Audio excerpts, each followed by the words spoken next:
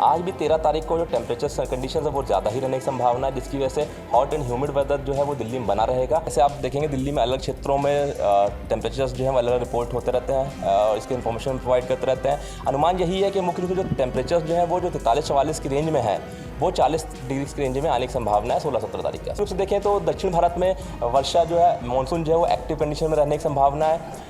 उत्तर पश्चिम भारत में अभी heat wave का जो है चल रहा है, जो एक स्पेल चल रहा है। दिल्ली एनसीआर के लोग इन दिनों भीषण गर्मी का सितम झेल रहे हैं। ऐसे में लोगों को कब तक भीषण गर्मी से राहत मिलेगी, इस वक्त मेरे साथ इस पर ज़्यादा बातचीत करने के लिए मौसम वैज्ञानिक अखिल श्रीवास्तव जी हैं। सर, इन दिनों दिल्ली एनसीआर में बहुत ज़्यादा गर्मी पड़ रही है, कब तक राहत मिलने की संभावना है? देखिए, दिल्ली एनसीआर में गर्मी चल रही है, अधिकतम तापमान ज़्यादा चल रहे हैं, रात्रि तापमान भी ज़्यादा थे, जिसको देखते हुए कल के लिए मौसम विज्ञान विभाग ने 12 जून के लिए रेड अलर्ट घोषित किया था। आज भी 13 तारीख को जो टेम्परेचर कंडीशन है वो ज़्यादा ही रहने की संभावना है, जिसकी वजह से हॉट एंड ह्यूमिड वेदर जो है वो दिल्ली में बना रहेगा। गर्मी के साथ साथ उमस भरी गर्मी देखने को मिलेगी। इसके साथ साथ हीट वेव कंडीशंस भी है, वो कुछ स्थानों पर दिल्ली में आ सकती हैं, जिसको देखते हुए आज के लिए जो है ऑरेंज अलर्ट हीट वेव को देखते हुए जारी किया गया है।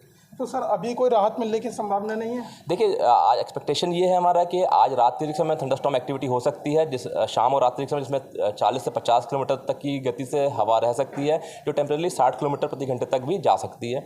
इससे के साथ साथ में लाइट रेनफॉल एक्टिविटी हो सकती है, वेरी लाइट रेनफॉल एक्टिविटी हो सकती है। और जो ये स्थिति है ये अगले 2 से 3 दिनों तक ऐसे ही अनुकूल स्थिति बनी रहेगी थंडरस्टॉर्म एक्टिविटी के लिए, जिसकी वजह से कल से तो अधिकतम तापमान में उसमें गिरावट का हमारा अंदाजा है कि इसमें जो गिरावट होगी, और जो आज 44 डिग्री के आसपास टेम्परेचर पहुँचने की संभावना है वो अगले 2 से 3 दिनों के बाद में 40 डिग्री के आसपास पहुंचने की संभावना है। दिल्ली के कई इलाकों में 46-47 तक पहुंच जाता है, तो अभी कितना टेम्परेचर गिर सकता है? 40 से नीचे जा सकता है? देखिए, अभी जैसे आप देखेंगे दिल्ली में अलग क्षेत्रों में टेम्परेचर्स जो है वो अलग रिपोर्ट होते रहते हैं और इसके इन्फॉर्मेशन प्रोवाइड करते रहते हैं। अनुमान यही है कि मुख्य रूप से जो टेम्परेचर जो है वो जो 43-44 की रेंज में है वो 40 डिग्री की रेंज में आने की संभावना है 16-17 तारीख के आसपास। कोई बारिश की कोई संभावना नहीं है? बारिश मैंने जैसे बताया थंडरस्टॉर्म एक्टिविटी होगी, उसके साथ साथ में उससे एसोसिएटेड जो बारिश है उसकी संभावना व्यक्त की गई है। तो उसी के लिए हमने बोला कि लाइट रेनफॉल से वेरी लाइट रेनफॉल एक्टिविटी हो सकती है, पार्टली क्लाउडी स्काई रह सकता है, जिसका असर तापमान में भी देखने को मिलता है और तापमान में गिरावट देखी जाती है। सर, दिल्ली में अगर देखा जाए तो दिन में भी लू चल रही है, रात में भी गर्म चपेटें लग रही हैं, तो इससे बचने के लिए कोई उपाय बता सकते हैं लोग? जो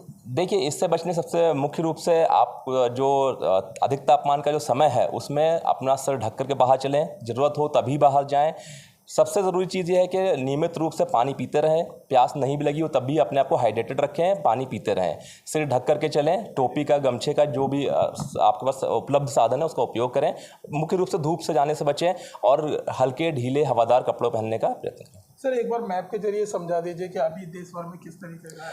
देखिए, अगर हम पूरे देश के बारे में बात करें तो आप देखेंगे उत्तर पश्चिम भारत में मुख्य रूप से हीट वेव कंडीशंस हैं जो अभी चल रही हैं। इसमें राजस्थान के लिए जो है रेड अलर्ट है, मुख्य रूप से वेस्ट राजस्थान के लिए 2 दिनों के लिए, पंजाब के लिए 2 दिनों के लिए, हरियाणा के लिए जो है वो रेड अलर्ट घोषित किया गया है 2 दिनों के लिए। इसके बाद में जो उत्तर प्रदेश है वहाँ पे ऑरेंज अलर्ट है आज के लिए हीट वेव को देखते हुए। जम्मू कश्मीर में आज के लिए हीट वेव को देखते हुए ऑरेंज अलर्ट है। मध्य प्रदेश में हीट वेव के लिए ऑरेंज अलर्ट है।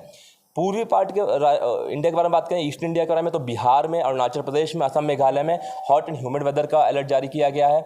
वहीं दक्षिण में जो है वो बारिश का जो है वो एक दौर जो है हमने जो अनुमान किया था वही चल रहा है। उसमें भारी से बहुत भारी वर्षा जो है अगले 17-18 तारीख तक कंटिन्यू रहने की संभावना है। इसमें मुख्य रूप से एक्सट्रीमली हैवी रेनफॉल, अत्यधिक भारी वर्षा भी जो हमारा कोंकण, गोवा का क्षेत्र है, मध्य महाराष्ट्र, कर्नाटक, तटीय कर्नाटक, केरला और तमिलनाडु के जो घाट एरिया था यहाँ पर आइसोलेटेड एक्सट्रीमली हैवी रेनफॉल भी अगले 3 से 4 दिनों के दौरान होने की संभावना है, यानी 21 सेंटीमीटर ज़्यादा वर्षा होने की संभावना है। तो मुख्य रूप से देखें तो दक्षिण भारत में वर्षा जो है मानसून जो है वो एक्टिव कंडीशन में रहने की संभावना है।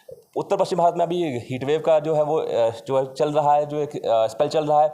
जो मानसून की कंडीशंस हैं वो अगले 2 दिनों के दौरान हमारा अनुमान है कि सेंट्रल इंडिया, ईस्ट इंडिया थोड़ी सी आगे बढ़ सकती हैं। इसमें कुछ क्षेत्र जो है विदर्भ का, छत्तीसगढ़ का, उड़ीसा कवर कर सकती हैं। और उसके बाद के जो 3 दिन आएंगे उसमें कुछ क्षेत्र जो हमारा वेस्ट बंगाल का है, बिहार का है और इधर गुजरात का कुछ क्षेत्र को कवर कर सकता है। सर, दिल्ली एनसीआर में फिलहाल आप कह रहे हैं अभी कोई राहत नहीं मिलने वाली है लोगों को, बारिश की कोई संभावना? जी नहीं, दिल्ली एनसीआर में टेम्परेचर्स में गिरावट देखने को मिलेगी हमें। हालांकि वो मानसून की रेनफॉल की वजह से नहीं होगी, थंडरस्टॉर्म एक्टिविटी जो हम एक्सपेक्ट कर रहे हैं उसकी वजह से होगी।